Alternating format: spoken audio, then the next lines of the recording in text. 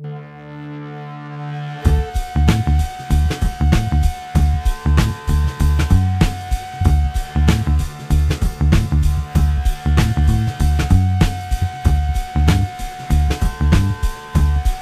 to the Nightly News Podcast. We have a very special edition of the Nightly News Podcast today, and we're going to turn it over to student reporter Norman Geary for his look at some of the news that's important to the Central Penn College campus and higher education at large. Norm, what do you have for us today? Well, the Central Penn Nightly News Media Club will be doing a video project during the summer term. The Bill Gladstone Group, NAICIR, contacted Matt Lane, the director of the Education Foundation at Central Penn, and asked if the students would be interested in doing a marketing project. The best part is, the project requires that the students design a video featuring a bobblehead. And there'll be 3 teams, and the criteria, which Mr. Gladstone wanted and realized that this is important for them to get marketing skills.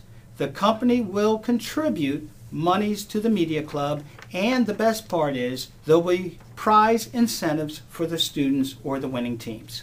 You know, and the one interesting thing, Norm, about this video project is that we have a very interesting opportunity with the Bill Gladstone Group. They are very important donors to the Central Penn Education Foundation, and that's how we, kind of got involved with them. And this whole bobblehead thing, at first, we kind of thought it was funny when we were first approached by Matt, but then we went on to learn more about Bill Gladstone and his group.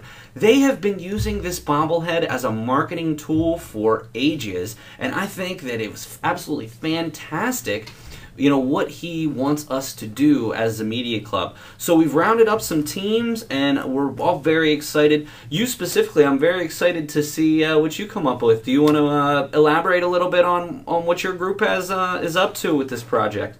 Well, we're leaning towards a superhero and also a villain. We haven't figured out what superhero or what villain, but it's going to be exciting, and I think it'll be rather interesting. Well, I certainly hope that you make Bill Gladstone's bobblehead the superhero in this one, Norm. Norm, what else do you have for us? Well, I had an opportunity over the weekend to watch a musical, the first date, at the Capital Blue Cross Theater. And it was a very interesting musical because this was the first musical production for the Central Penn campus. The production involved 2 characters, Aaron and Casey. One individual went on a lot of blind dates while the other had not. And the onlookers had an opportunity to see if the first date would be a pass or a fail.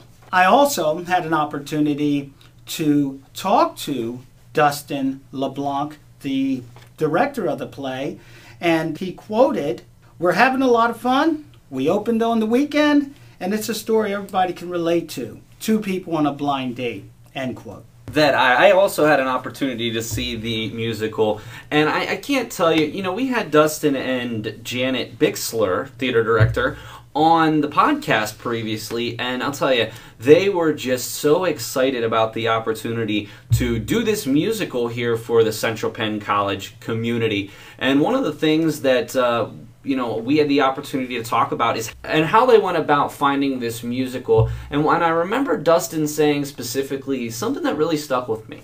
Norm, I'm not one that's been in a lot of theatrical productions. I've certainly seen my fair share of them, but I've never been much of an actor.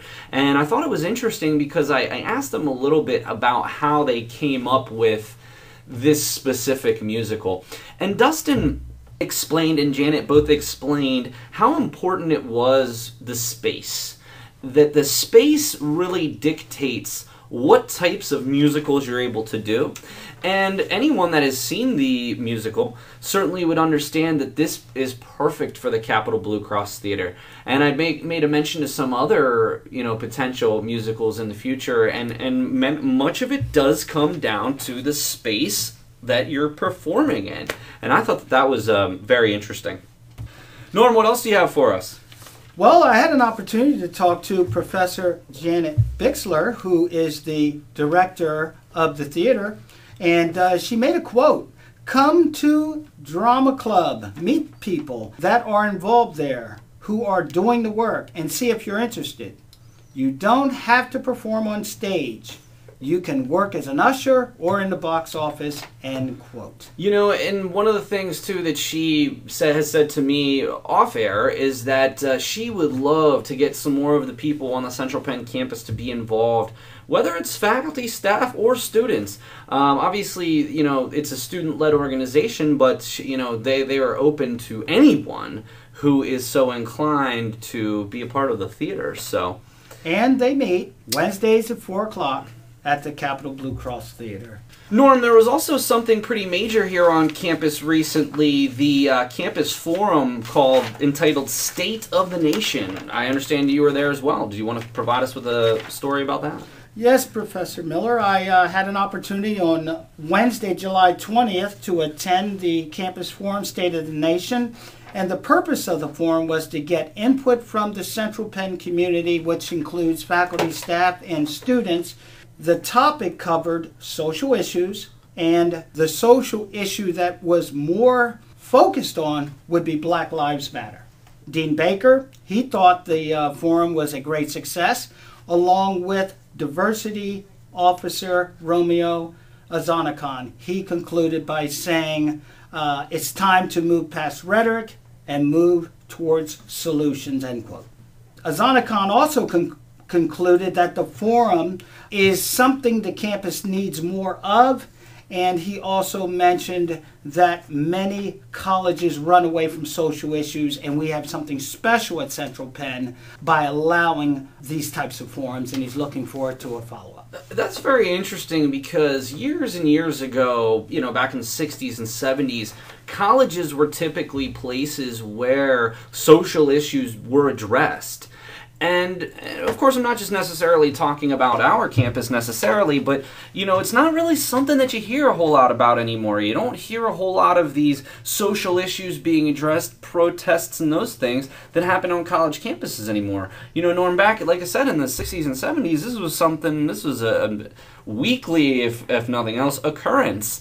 And I thought that some of the comments from this campus forum were actually very well received, and it all ended up being about, let's just try to come up with some kind of solution so we can move forward as a society. And a lot of buzz was generated by this campus forum on the State of the Nation here, and I thought it was extremely well done and powerful at the same time. Norm, another thing that we'd like to do here in these news podcasts is, of course, we want to talk about what's going on with the Media Club and Central Penn College, but I'd also want you to take a look at maybe a little bit more higher education in general, and there's some major things that have been going on lately. What do you have for us? Well, I did a little research, and I noticed that a recent Washington Post article discussed several schools in Maryland and Virginia who are using open source material instead of textbooks. Also, when you're looking at the cost of textbooks, some students are paying up to $1,000 and over per year. And the reason for this is the cost of books constantly keep going up because depending on the course, you have to use more than one book. The other reason is the publisher of the book has to pay copyright fees, which means it could involve hundreds of copyrights. And depending on the college, some textbooks are specialized. Then, since many colleges are evolving, publishers have to keep their books up to date by releasing new editions. So that's one of the reasons why the cost keeps escalating. And this is actually, I think, something that's an evolving story here. I've heard from many different, even actually local schools here in Pennsylvania have also toyed around with this notion of using open source materials, and even people here at Central Penn College, we're going through a curriculum review right now, and that's one of the conversations that are being had. I'm actually the chair of the curriculum review committee, and that was one of the things that we've discussed is, you know, the absolute insanity as far as cost of books. And while we're doing everything we can to keep the prices of books low, nothing beats free. So, Norm, I'm going to be looking to see on a future podcast, maybe a little follow-up on this story, because this was a very recent story in the Washington Post, and I hope that they follow up to it as well. Or, see how this is going with the schools. I mean, obviously, this is going to be popular with the students. I mean, Norm, if someone were to tell you that you didn't have to pay for your books in a class, you'd probably be pretty excited about that. I think I would, and the nightly news team will definitely keep you up to date on this topic as well. Norm, I wanted to close with this. I think that you did a wonderful job so far in our first news podcast, and this is something that we would like to do every once in a while. So if it's okay with you, we'd love to have you on in the future for another news podcast. I'm looking forward to it. All right, well, for the Nightly News Podcast, this is Professor Paul Miller with news correspondent Norman Geary, and we'll catch you again next time on the Nightly News Podcast.